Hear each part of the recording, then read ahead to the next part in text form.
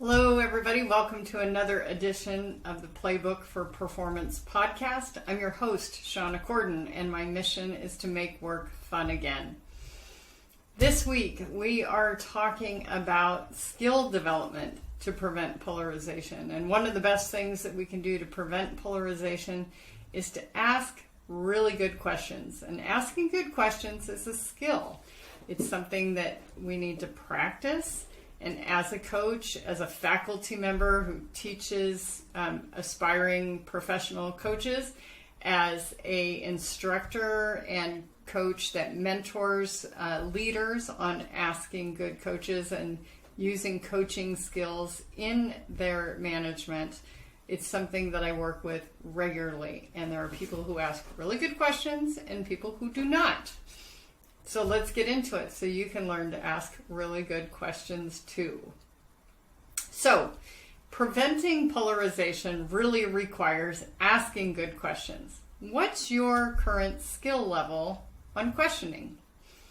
Do you ask questions to which you already know answers? Do you ask yes/no questions? Do you wait till people are done responding before you formulate your next question? Or are you really just doing an interrogation? And that's often what happens.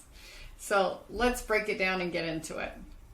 What is the purpose of your question? Are you asking questions to collect information, or are you asking questions to advance an agenda?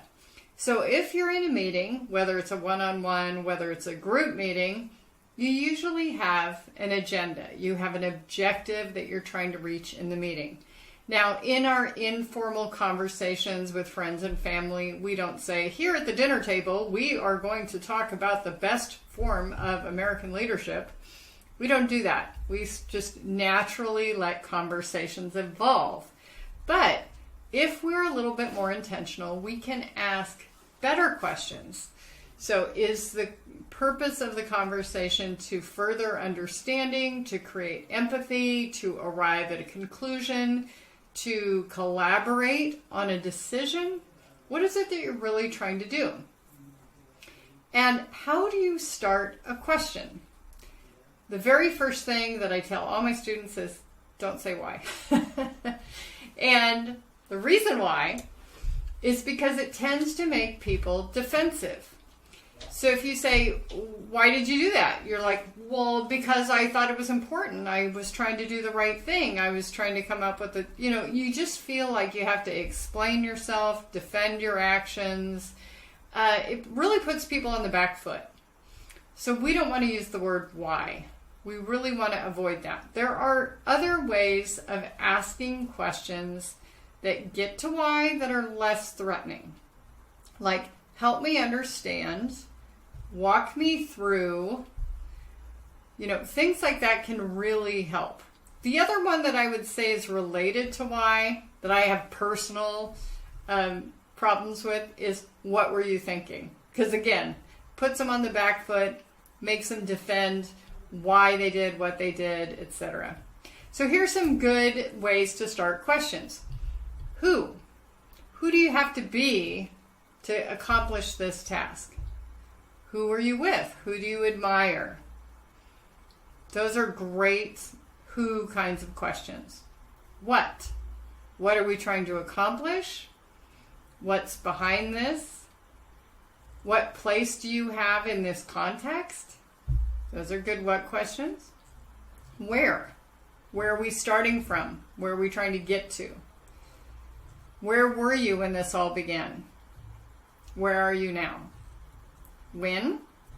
When did this belief first emerge? When did you notice this? When did this happen? When would you like to be done? When do you want to celebrate? And then how? How should we go about doing this? How do we need to behave to make this happen? How does this process work? How did we get here? How do you see yourself in this situation? They're all really good questions because they're open-ended. They don't allow for a yes or no answer. We also want to understand context of our conversation partner. How do they see themselves in the context of the world? How do they see the world?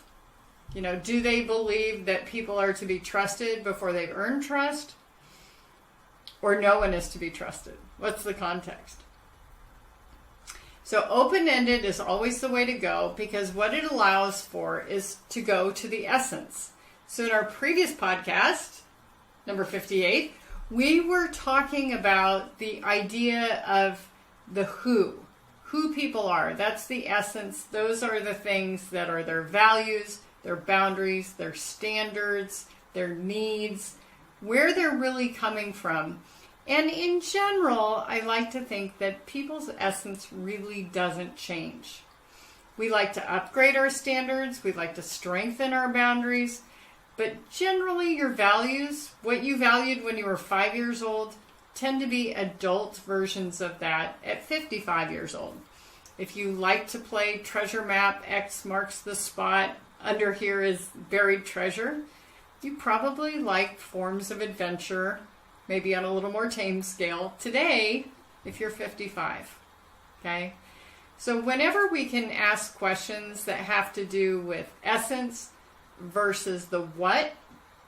So last episode, we talked a little bit about the what. The what tends to be the packaging, the demographics, the things that change. They're not constant. So our appearance, our job title, things like that, those change. They're not necessarily who we are. So we want to ask questions about the essence. What do you need out of this?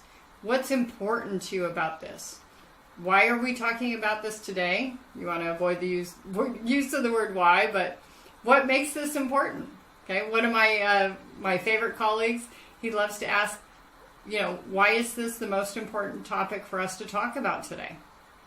What makes this so important? So we want to make sure that people are really talking about stuff of value versus like the thing that's top of mind because it's more urgent versus important. We also want to ask questions that help support their sense of integrity. So remember, in coaching, we don't talk about integrity as a moral compass of right and wrong, but we talk about it as, are you being true to your values? So if the environment is a value for you, are you doing things that are gunking it up? Because that would be out of integrity. That would be the equivalent of talking out of both sides of your mouth. So we want to ask questions that help support that. What habits and behaviors do you have that will help support this goal? Things like that. So we really want to ask good questions that help us discover things. The number one goal of our questions is to create awareness, because once we have awareness, we can make decisions fully informed. But if that awareness is hidden, if we're ignorant, we're probably not going to go far.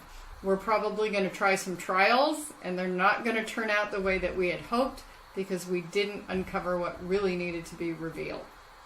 So that's our little mini lesson today on asking good questions. Next week, we're going to talk about listening, because that's the other half of preventing polarization. So don't miss out. Be sure you join us next week. Now, fieldwork, because every week we have fieldwork. Coaching without action is just entertainment. We want you to practice questioning with a trusted colleague. So probably the easiest way to do this is to record a Zoom call. A lot of you have the ability to have a transcript created with your Zoom call. If not, you can use a very inexpensive tool called rev.com, rev.com.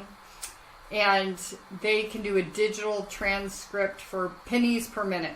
Doesn't have to be a long phone call. But basically, you want to review that transcript and review your questions. And basically edit them. Rewrite them so that they are better questions. You might find that you use why, or how come, or you had some close-ended questions. Rewrite them and just practice. The other advice that I can really give to practice is to breathe. We often think there isn't enough time in our conversation for space. But one of the best things that we can do for others is silence. Silence allows people to continue thinking, to finish processing that thought. It allows us to take a moment to come up with a better question. And it's okay to say, I'm trying to think about what question I want to ask you. Okay? That is okay. It's perfectly fine to do that. The more simple the question, usually the better. So, until next week, take good care. But don't forget, you can like, you can subscribe here on the YouTube channel. You can also send us a message. If you'd like me to come in and do a lunch and learn for your team and teach these questioning skills, if you'd like your team to go through coaching skills for leaders, we can do lunch and learns, half day, full day, and 2-day workshops. So be sure and send a message to Shauna or podcast@shaunacorden.com. We'd love to help you out. Until next week, when we talk about listening, take good care.